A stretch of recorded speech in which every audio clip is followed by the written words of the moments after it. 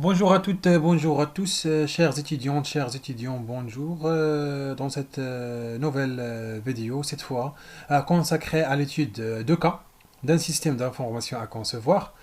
Alors, différemment aux vidéos précédentes, sous forme d'exercice d'application, alors ce qu'on va essayer de voir dans cette vidéo est l'étude de cas ou l'analyse et la modélisation dans ces différents niveaux conceptuels et logiques afin d'arriver à élaborer le schéma relationnel qui présentera le noyau dans notre base de données à implémenter et à manipuler par la suite.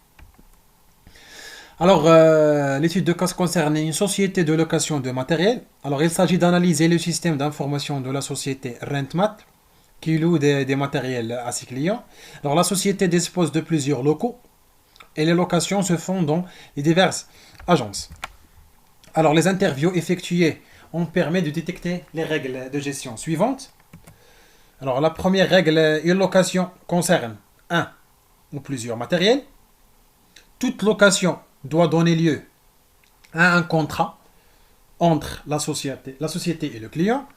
Et la troisième règle, c'est que la durée de location concerne chaque matériel et non le contrat entier. C'est-à-dire, c'est un contrat se compose de trois matériels. Alors la durée, ça concerne chaque matériel à part. C'est-à-dire on peut louer un matériel X 3 semaines, un matériel Y 2 semaines, un matériel Z 5 semaines dans le même contrat. Alors les interviews ont également permis le recueil des documents suivants. Alors, avant de voir les documents collectés, alors lorsqu'on s'intéresse à l'élaboration d'un système ou bien à la conception d'un système d'information, donc la première phase c'est le recueil des informations. Alors dans cette phase, on essaye de rassembler le maximum possible d'informations en relation avec le système à élaborer. Les interviews ont été effectuées afin de collecter les informations et les interviews ont permis d'avoir, bien, ont permis de collecter et de recueillir les documents suivants. Alors on trouve comme document collecté la liste des clients. Alors, on trouve un autre document intitulé liste des agences, un autre document catalogue, état du stock disponible, et bien sûr les contrats en cours. Donc après avoir analyser ces différents documents.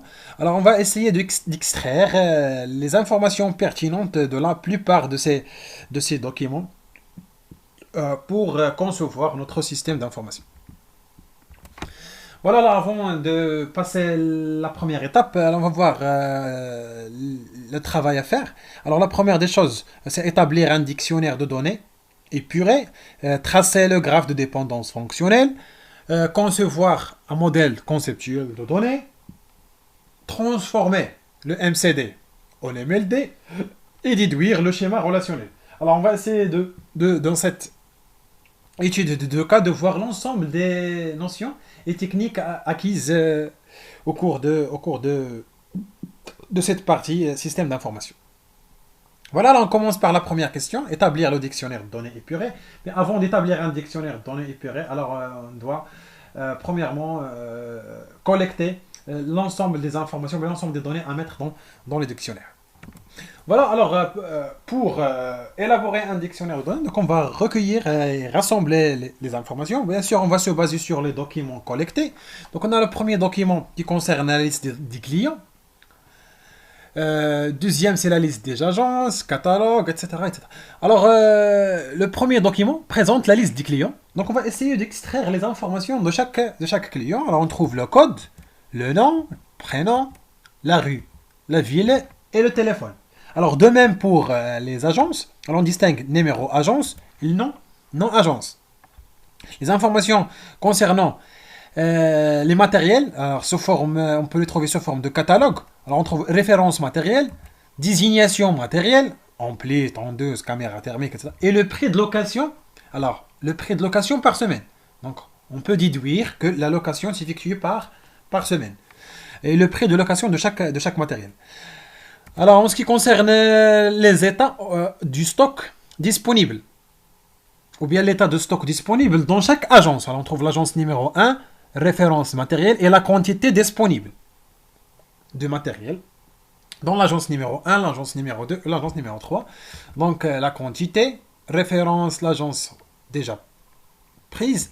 Alors en ce qui concerne les contrats, alors parmi les règles de gestion, on a dit que toute location donne naissance à un contrat entre le client et la société. Donc on constate un numéro de contrat entre, bien sûr, l'agence et le client.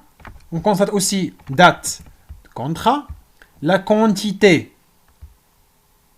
de chaque matériel, la durée de location de chaque matériel et aussi le montant total à payer.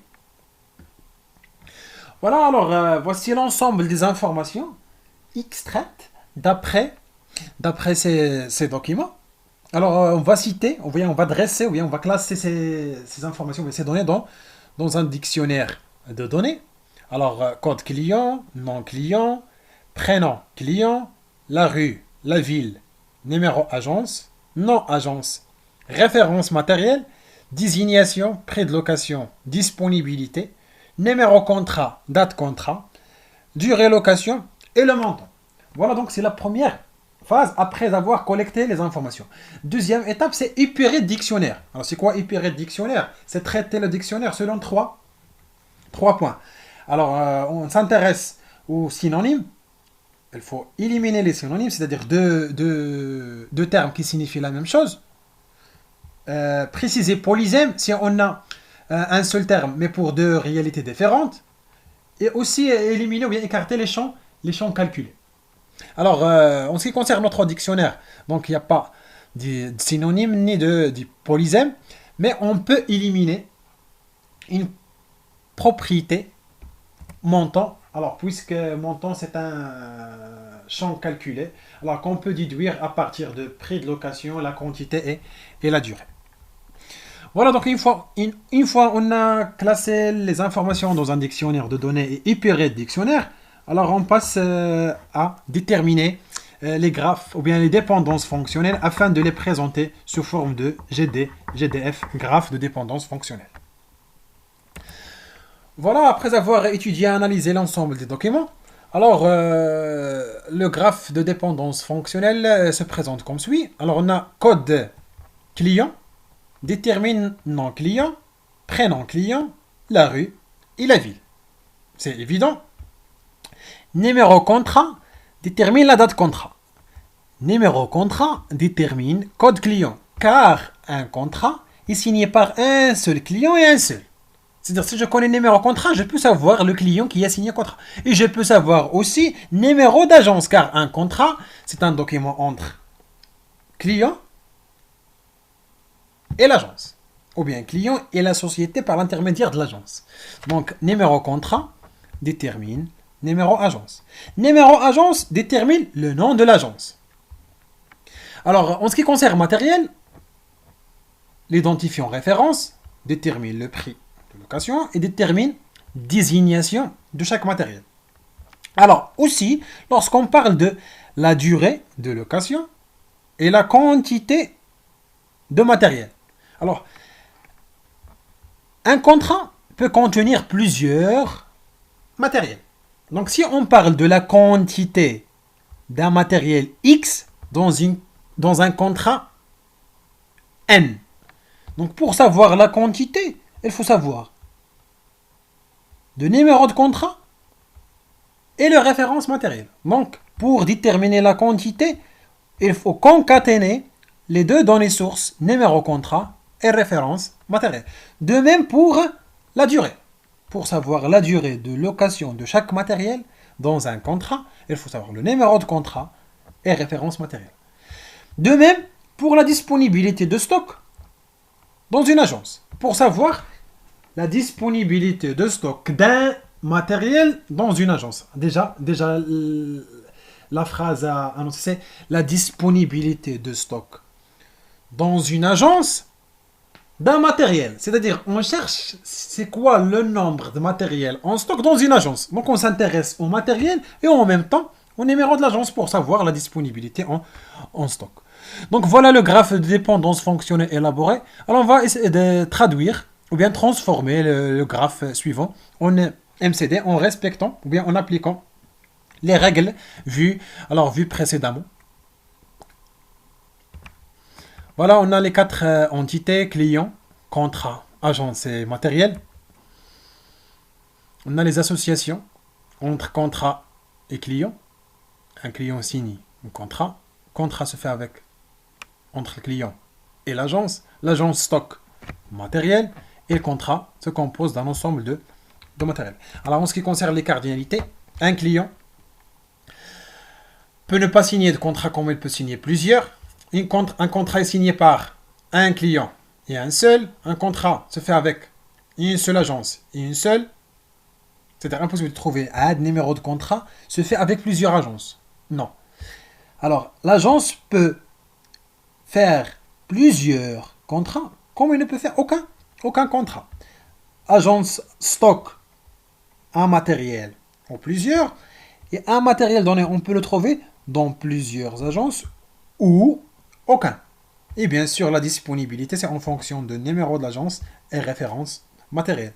De même pour la quantité et la durée. Alors, la quantité et la durée sont déterminées à partir de numéro contrat et référence matérielle. Donc, voilà le MCD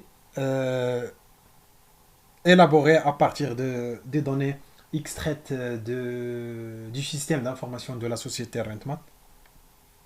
Donc, c'est un modèle conceptuel de données validé qu'on va essayer de transformer ou bien de traduire en modèle logique de données dans la question suivante.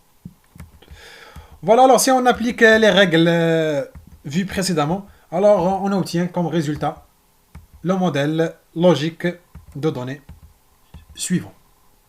Alors toujours une remarque concernant le sens des flèches dans le modèle logique. Alors le sens des flèches, elle est l'inverse du sens d'immigration de l'identifiant de l'entité forte vers l'entité faible. Et toujours c'est de la clé étrangère vers la clé primaire pour indiquer que la clé étrangère fait toujours référence à une clé primaire. Alors la dernière question à déduire, c'est le schéma relationnel. Alors le schéma relationnel, c'est quoi? C'est tout simplement le nom de la table suivi par la liste des attributs. Alors en tenant compte de souligner la clé primaire et de précéder la clé étrangère par le symbole dièse. Donc voilà l'ensemble des notions acquises durant cette partie. Donc je vous souhaite bon courage et bons apprentissages et à la prochaine vidéo concernant les bases de données.